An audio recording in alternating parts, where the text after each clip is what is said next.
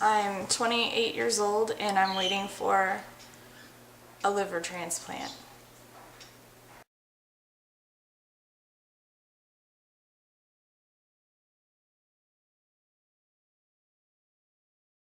This will actually be the second one that I've needed. I had my first when I was 12 years old and did really, really well with it for 16 years and then suddenly got sick in March.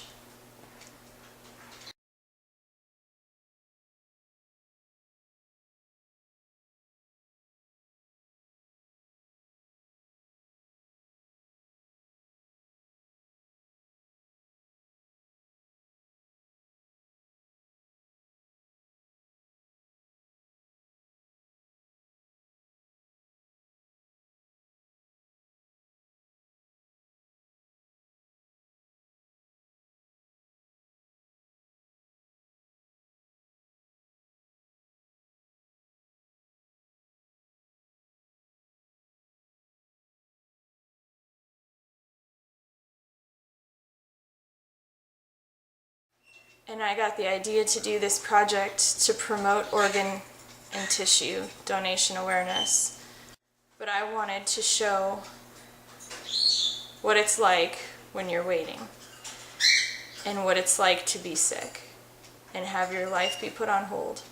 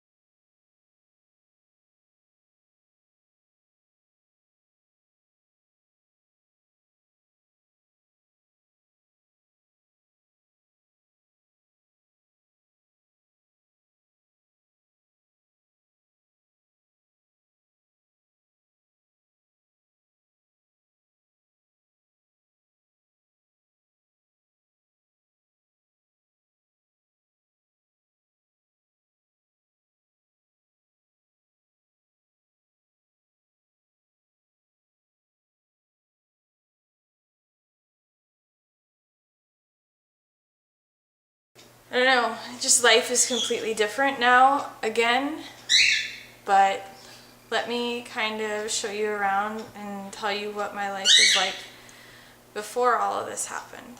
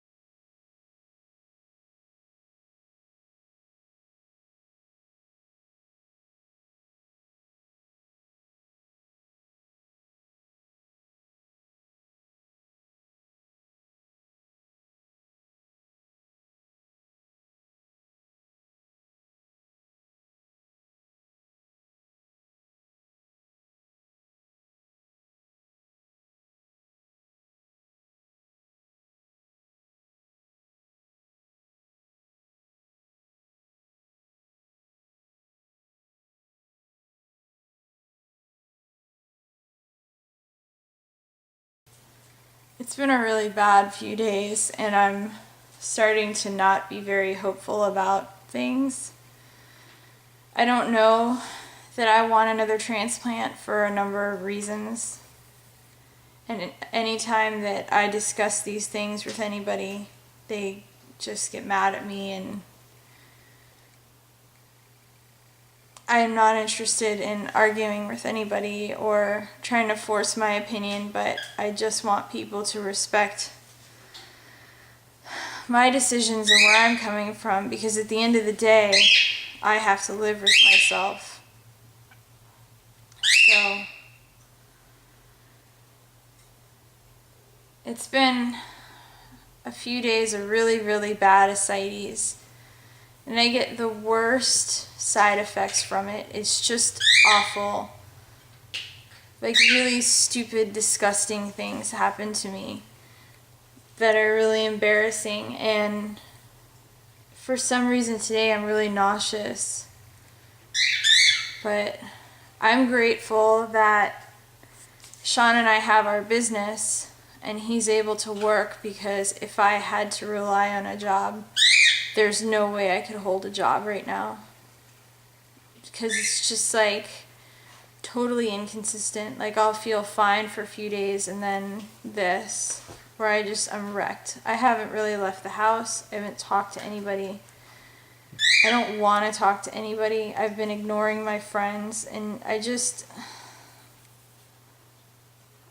don't want to talk about how I feel to people. Like, my friends text me and they're like, "How are you doing?"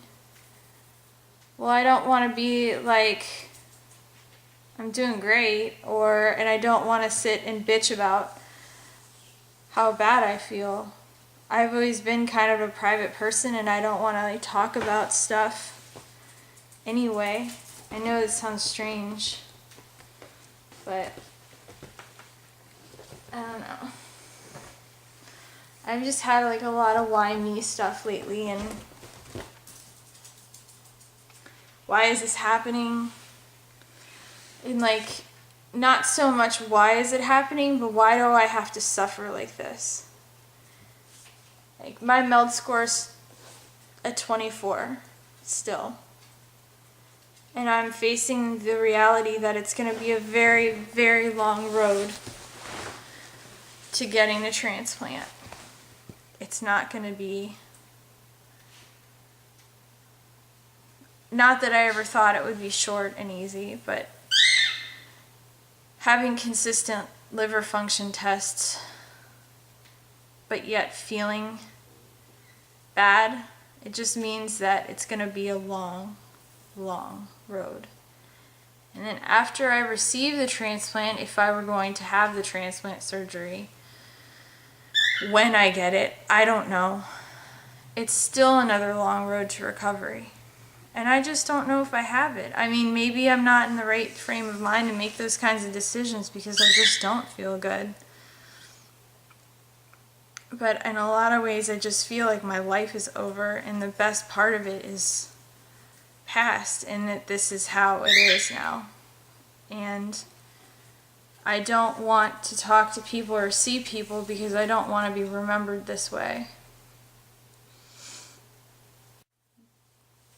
And I feel mad because so many people abuse their bodies and they don't care, and I'd give anything to feel good again and be able to go and work and walk the dogs and go to the gym and go shopping for clothes that fit and go to the beach and all the other stuff that I used to, and just be a normal person. Just the simple fact of the matter is that there's a lot of people on the waiting list. And I had a shot. I got a chance. And I got 16 solid years where I got very spoiled by the fact that I was able to live a really high quality life. And this is just not... I don't know. I worry that if I were to get another transplant, it wouldn't be this good. That my quality of life wouldn't be as high as what I've enjoyed. My stomach's raging huge, and I don't know why.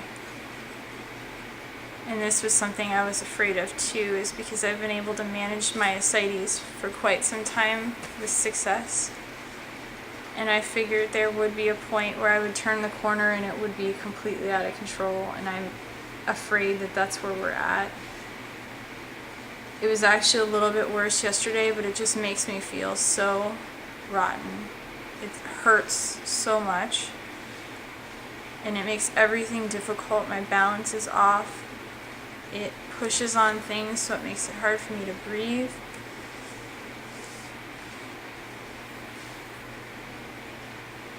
I think I'm really depressed. I've never been depressed before, severely, but I think I'm severely depressed. Because I just don't see any way out of this. I just see a really long road that's completely out of my control, and that I just don't have the wherewithal to fight. Like, to get from here to Omaha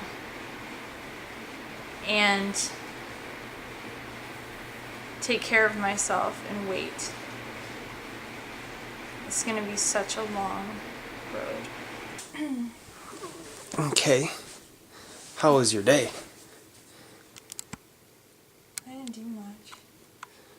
Yeah? Do you have an appetite this morning at all? Not really. What about around lunch? No, not really. But I kind of got one towards the end of the day. When we had dinner? We had a good dinner. Okay. Well, I just feel yucky and huge. why don't you take me through kind of one of the, since, you know, your ascites has gotten really bad and everything, why don't you take me through a normal day from waking up, you know? Well, the first thing I do when I wake up is I'm like, oh, I don't think my ascites is that bad today. Like, I'll roll over on my back. Mm-hmm. And I'm like, oh, awesome. Like, it's less. Because I usually feel really good when I first wake up. So I'll get up. Mm-hmm. And I'll go out and I'll stretch and, you know, take care of the dogs and all those kinds of things. The farm. And take care of the birds, and then I get really tired. I get like really tired between, like, I'm up around 7 and I get really tired around 9:30, and then I usually kind of like take a nap until 10:30. Okay. Then I take a shower. What kind of tired is it? It's not just like a lazy tired, is it like a really fatigue, almost like just like a mono type tired? It's an exhaustion from the inside of my body out. It's like, it's an exhaustion where you don't care about stuff. You're just like everything seems like really hard, like to put makeup on. Mm-hmm. It's like, ugh. Or to do my hair, you know. Mm-hmm. And then there's the physical limitations of it. Like, it's hard for me to shave my legs. Mm-hmm. My balance is really weird. Mm-hmm. So then I'll take a shower and get ready and fix you lunch. Bring it to the store. My lunches are good. And hang out at the store. And being at the store usually puts me in, it like brings me up. Because there's like so many good people there. And But you also have days where you don't even want to get out of the car. yeah, some days I don't want to really see anybody. Mm-hmm. And like some days, like, I just can't deal with it, so yeah. And we live in a small town where everybody kind of knows everybody, especially because of our store. So when I go to the grocery store and just to buy a few things, I'll see, like, you know, 4 or 5 people from our community, and they're awesome people, but I don't always want to run into them, you know, and just, how are you? And I know it's like really cool that they're so concerned. Like and then I'll come home and I'll usually take a nap for half hour, 45 minutes, and then kind of do some things around the house, and then you come home and I'll fix dinner most of the time, or you fix dinner sometimes. We fix dinner. Yeah. And we're in bed pretty early. Yeah. But that's just everything that's going on between working and illness, and we play with the puppies for a while. And Yeah, I mean, it's a really simple schedule. It's difficult because I'm not used to not doing a lot of stuff. But it's the best that I can do right now. So I'm grateful for that. I'm grateful for the fact that I'm able to drive and get around, and you know, I have mobility and stuff. I'm not like that, but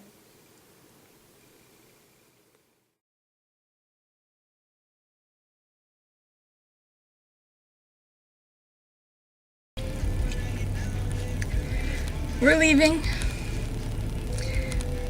It's not that easy. But I've got the dogs with me in the back seat. And we're all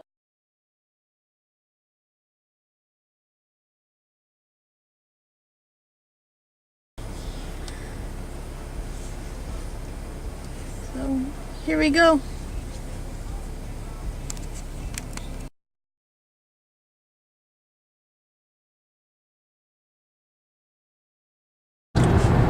You know what the date is today? I think it's just 30th. So it's Saturday, right?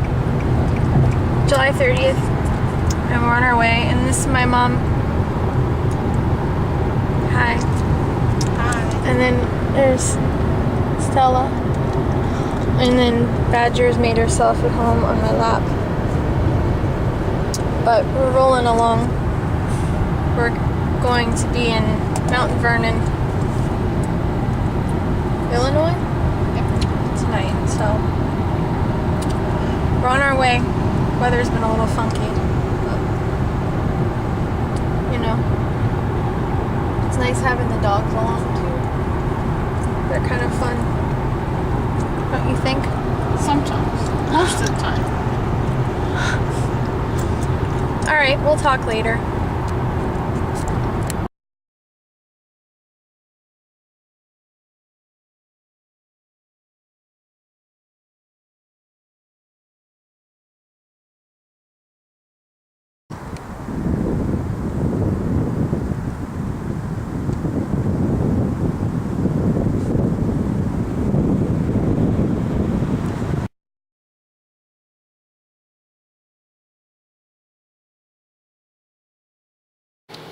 So, Julie, what's the news today? I just found out my MELD score is a 33, which is shocking because I was a 24 a month ago. How do you feel about that? Are you Totally freaked out.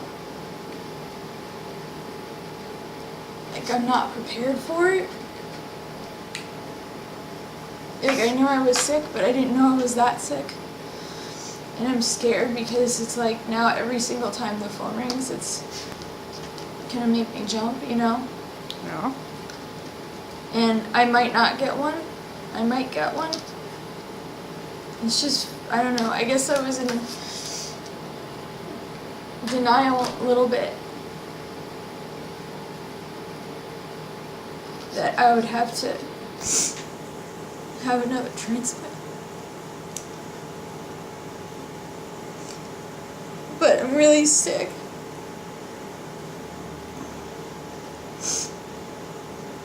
And I'm really uncomfortable. And I don't like seeing the effect this has on people.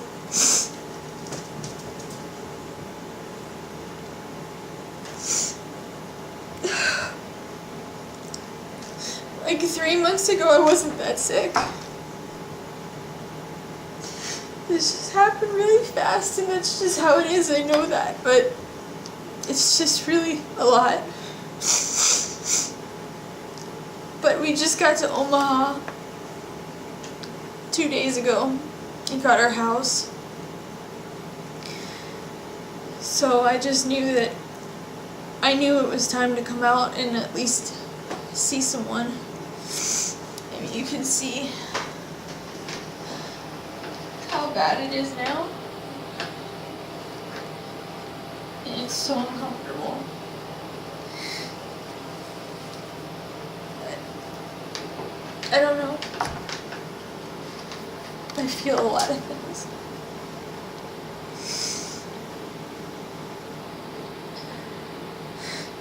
I feel a lot for whoever's gonna be a donor, if I get one.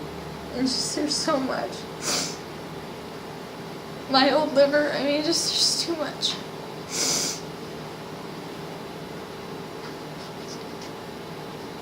How do you feel? Film you. How do I feel?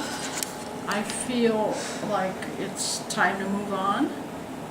Let's get this thing over with. Let's not see you suffer any longer. I want to see you starting to get better, turn around and be your old self again. I know it's hard because of all the reasons you stated. Somebody has to die to donate. You have an attachment to your old liver, but it is what it is, and we move on. And that's how I feel. And I'll see you get better. Well, Julie back.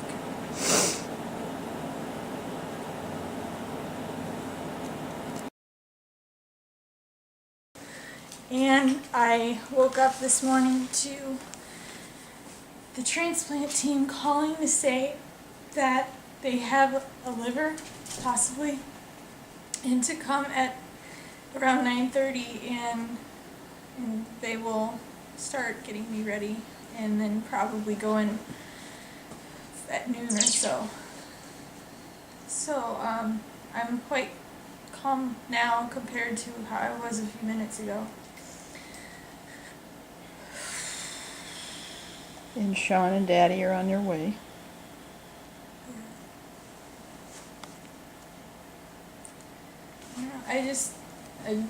I can't really say a lot right now. I'm with so many emotions. How do you feel? I feel like let's move on. If this is to be, it's to be. Let's get you better. And then that's, that can occur. Okay. So don't freak out when I read this to you, okay? All right, and then we'll fill in the blanks and everything. Before you sign it, I have to have probably Dr. Vargas or one of the residents sign this while you're signing it. So, but I'm gonna read it to you that way to speed up your process a little bit, okay? Okay. All right, so it says here, I consent to the following organ transplant operation, and it can be a liver transplant.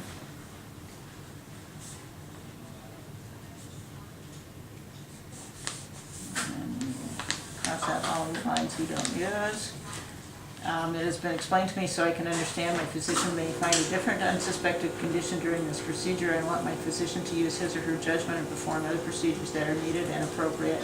Doctors, I'm going to put Mercer. Both, I'm putting the others just in case they snuck back in town. Because you never know about surgeons, you know? Will perform the procedure. I understand that he or she may be assisted by other staff physicians, resident physicians, health professionals, and other hospital persons. I agree to their participation. I also consent to admit students who are in professional healthcare training programs to assist under supervision. If necessary, a technical advisor from an equipment or supply company may also be present. I understand the following other issues about the nature and purpose of the organ transplant procedure I am giving consent to. So in other words, you told me you're having a liver transplant.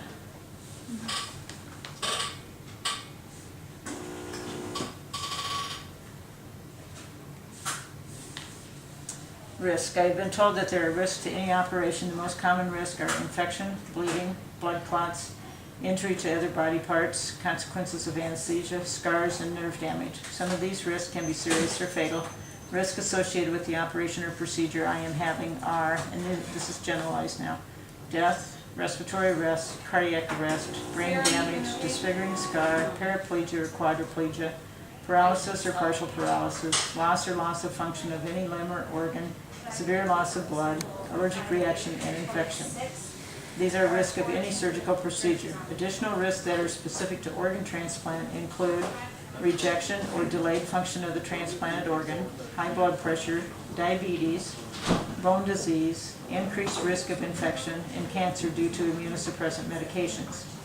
In addition, although donor organs are screened for various diseases in accordance with standards mandated by the United States Department of Health and Human Services, Centers for Disease Control, and the United Network for Organ Sharing, organ transplant recipients may be at risk for contracting certain diseases from the organ donor, such as various types of infectious diseases and cancers that are not detected during the organ screening process. Other risk, and it's not a high-risk donor, it's a standard donor. So I'm going to put down here, we're going to just leave that blank. Because the other things that it would be like donation after cardiac death, and it's not that either. So it's just a standard donor like you had previously, okay? So it's not considered high risk or anything like that. It's the usual donor organ that we would use. Alternatives, reasonable alternatives to the procedure, along with risk and benefits of each one has been told to me. I know that I can refuse any procedure or treatment that I do not want. Alternatives that I have been made aware of are, so basically, in other words, if you didn't have the transplant, what would happen? Eventually go into liver failure and croak. Okay.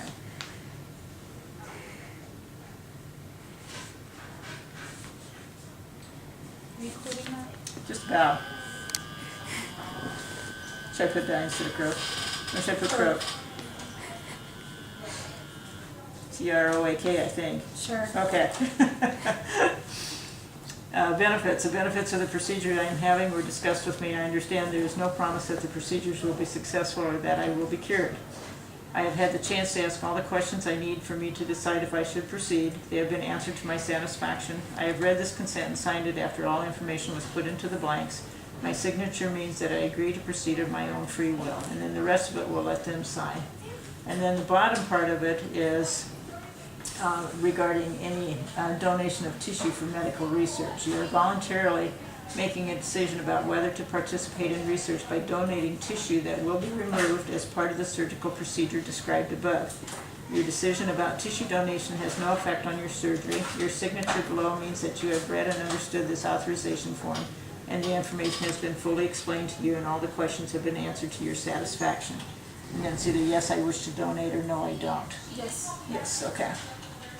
And then it goes into more detail on the back. So then if you want to look at this some more when I'm done here, then you can. Or if you have had enough of it, that's fine too. So, but then like I said, probably Dr. Vargas or one of the residents will have you sign the actual consent for the surgery. Then they'll chat with you a little bit and make sure you understand everything and the questions are answered. Okay. All right. And then a blood consent form. This one I can sign. So this just says that we get our blood from the American Red Cross. They test it for everything we can possibly test it for, and you know, it's as clean as we can make it. And this is saying you agree to having transfusions as needed. That's fine. Just something to write on. And then every day we ask you for a goal that you have. It can be like getting up and walking, having surgery, having pain control, anything like that. Do you have any goals you want for today? So yeah, I'm down pushing myself, you know, a little bit, and that's how I got through the first one there. We need to keep you around so you can talk to High every patient. expectations of yourself, don't you? We're gonna keep That's this. good. Yeah. So okay. All right.